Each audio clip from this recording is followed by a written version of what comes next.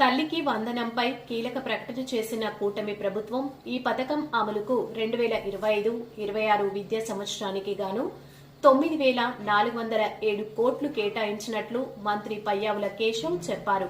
చదువుకునే ప్రతి విద్యార్థి తల్లికి 15,000 రూపాయల ఆర్థిక సాయం అందించినట్లు తెలిపారు. మీరు సంవత్సరానికి ప్రణాళిక వేస్తే వరి నాటండి, దశాబ్దానికి ప్రణాళిక వేస్తే చెట్లు నాటండి, జీవితకాలానికి ప్రణాళిక వేస్తే ప్రజలకు విద్య నేర్పండి. పిల్లలకు విద్య అందించడం తల్లిదండ్రులకు భారం కాకూడదని మా ప్రభుత్వం బలంగా విశ్వసిస్తోంది.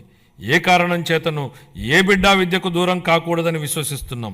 ప్రతి తల్లి తన పిల్లలను పాఠశాలకు పంపేలా ప్రోత్సహించే లక్ష్యంతో మరో సూపర్ 6 హామీని అమలు పరిచే దిశగా తల్లికి వందనం పథకాన్ని ప్రారంభిస్తున్నాం. 25-26 విద్యా సంవత్సరం నుంచి ఈ పథకం కింద 15,000 రూపాయల ఆర్థిక సహాయాన్ని అందించుతున్నాం. చదువుకునే ప్రతి విద్యార్థి తల్లికి ఈ పథకాన్ని అందించడానికి కేటాయింపులు జరుపుతున్నాం. ఈ పథకం ప్రభుత్వ మరియు ప్రైవేటు పాఠశాలలో 1 నుండి 12వ తరగతి వరకు చదువుతున్న పిల్లలకు వర్తిస్తుంది. మీరు సంవత్సరానికి ప్రణాళిక వేస్తే వరి నాటండి, దశాబ్దానికి ప్రణాళిక వేస్తే చెట్లు నాటండి, జీవితకాలానికి ప్రణాళిక వేస్తే ప్రజలకు విద్య నేర్పండి. పిల్లలకు విద్య అందించడం తల్లిదండ్రులకు భారం కాకూడదని మా ప్రభుత్వం బలంగా విశ్వసిస్తోంది. ఏ కారణం చేతను ఏ బిడ్డ విద్యకు దూరం కాకూడదని విశ్వసిస్తున్నాం. ప్రతి తల్లి తన పిల్లలను పాఠశాలకు పంపేలా ప్రోత్సహించే లక్ష్యంతో మరో సూపర్ 6 హామీని అమలు పరిచే దిశగా తల్లికి వందనం పథకాన్ని ప్రారంభిస్తున్నాం. 25-26 విద్యా సంవత్సరం నుంచి ఈ పథకం కింద 15,000 రూపాయల ఆర్థిక సహాయాన్ని అందించుతున్నాం. చదువుకునే ప్రతి విద్యార్థి తల్లికి ఈ పథకాన్ని అందించడానికి కేటాయింపులు జరుపుతున్నాం. ఈ పథకం ప్రభుత్వ మరియు ప్రైవేటు పాఠశాలలో 1 నుండి 12వ తరగతి వరకు చదువుతున్న పిల్లలకు వర్తిస్తుంది.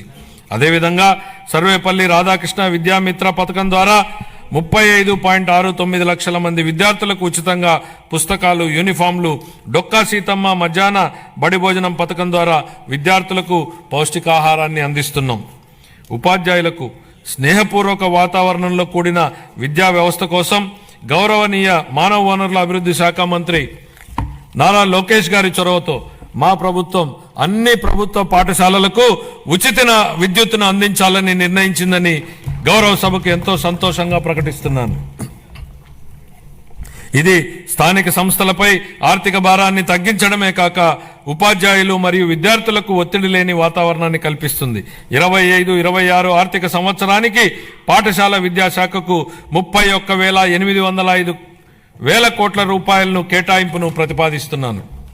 ఉన్నత విద్య భవిష్యత్ సవాళ్లను విద్యార్థులకు సిద్ధం చేయడానికి మరియు అందరికీ సమాన అవకాశాలు కల్పించడం కోసం బలమైన సమ్మిళిత ఉన్నత విద్యా వ్యవస్థ నిర్మించడానికి ప్రభుత్వం అంకిత భావంతో ఉంది.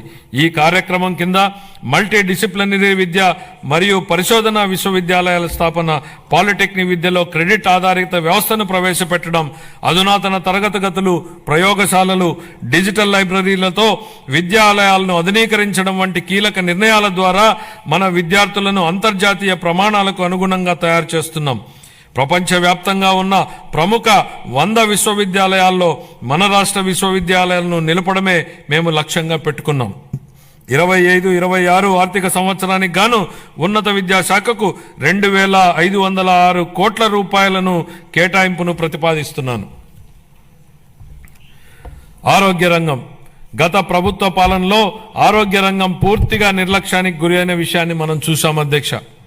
సకాలంలో చెల్లింపులను చేయకపోవడంతో మందుల కొరత, సౌకర్యాల కొరత, సేవల కొరతకు కారణమైంది అధ్యక్ష. వైద్య రంగంలో దాదాపు 6,400 కోట్ల రూపాయల బకాయిలను వారసత్వంగా ఇచ్చారు అధ్యక్ష. దీనిలో 1,624 కోట్ల రూపాయలను చెల్లించి తిరిగి గాడిలో పెట్టేటువంటి ప్రయత్నాలు ప్రారంభించాం. నిర్లక్ష్యానికి గురైన వైద్యారోగ్య రంగాన్ని గాడిలో పెట్టడమే కాకుండా ఈ శాఖకు సంబంధించి ప్రజారోగ్యానికి సంబంధించి మేనిఫెస్టోలో ఇచ్చిన హామీలను అమలు చేస్తున్నాం.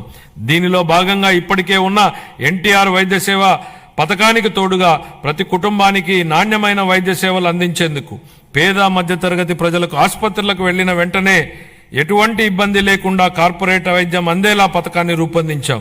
దీనిలో భాగంగా ప్రతి కుటుంబానికి 25 లక్షల రూపాయల ఆరోగ్య బీమా పథకాన్ని అందుబాటులోకి తీసుకొచ్చేందుకు మా ప్రభుత్వం ప్రణాళికలు చేపట్టింది. ఈ ఏడాదిలోనే ఈ పథకాన్ని అమల్లోకి తేనున్నాం. దీంతో పాటు ఆసుపత్రుల్లో మందుల సరఫరా, మెరుగైన వైద్య సేవలు, పారిశుద్ధ్యం వంటివి ఇప్పటికే చేపడుతున్నాం అధ్యక్ష. 25-26 ఆర్థిక సంవత్సరానికి వైద్య ఆరోగ్య మరియు కుటుంబ సంక్షేమ శాఖకు 19,264 కోట్ల రూపాయల కేటాయింపును ప్రతిపాదిస్తున్నాను అధ్యక్ష. పంచాయతీరాజ్ మరియు గ్రామీణాభివృద్ధి. గ్రామాలు శక్తి సంపన్నమై స్వయం సమృద్ధి మరియు సాధికారతలతో తొలతూగకపోతే దేశాభివృద్ధి అసంపూర్తిగానే ఉండిపోతుంది. దీన్ దయాళ్ ఉపాధ్యాయ అన్న మాటల అధ్యక్ష. గ్రామీణ ప్రాంతాల అవసరాలను తీర్చాల్సిన గురుతర బాధ్యతను గత ప్రభుత్వం విస్మరించింది. రహదారులు, తాగునీటి వంటి కనీస అవసరాలను పొందడం ప్రజల హక్కు అయినప్పటికీ గత ప్రభుత్వం వీటిపై దృష్టి పెట్టలేదు. స్థానిక సంస్థల నిధులను పక్కదారి పట్టించడం వల్ల మన రాష్ట్ర గ్రామీణ ఆర్థిక వ్యవస్థలపై ఇది ప్రభావం చూపి గ్రామ పంచాయతీల హోదాను దిగజార్చింది. గౌరవనీయ ఉప ముఖ్యమంత్రి శ్రీ పవన్ కళ్యాణ్ గారి మార్గదర్శకంలో ప్రజల జీవన ప్రమాణాలు మెరుగుపరచాలనే లక్ష్యంతో మా ప్రభుత్వం గ్రామీణాభివృద్ధిలో ముందడుగు వేస్తోంది. ప్రజల చురుకైన భాగస్వామ్యంతో మా ప్రభుత్వం సమగ్ర గ్రామ పంచాయతీ అభివృద్ధి ప్రణాళికలను రూపొందించి గ్రామాలలో సిమెంట్ రోడ్లు, తార్ రోడ్లు, పశువుల పాకలు తదితర 30,000 పనులకు మంజూరు చేయడం జరిగింది.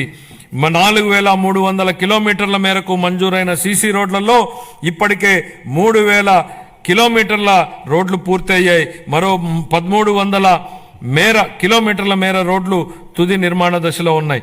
వీటి ఫలితంగా గ్రామీణ ప్రాంతాలలో పరిశుభ్రమైన వాతావరణం ఏర్పడి ఆర్థిక కార్యకలాపాలు, ఉపాధి కల్పన జరిగింది.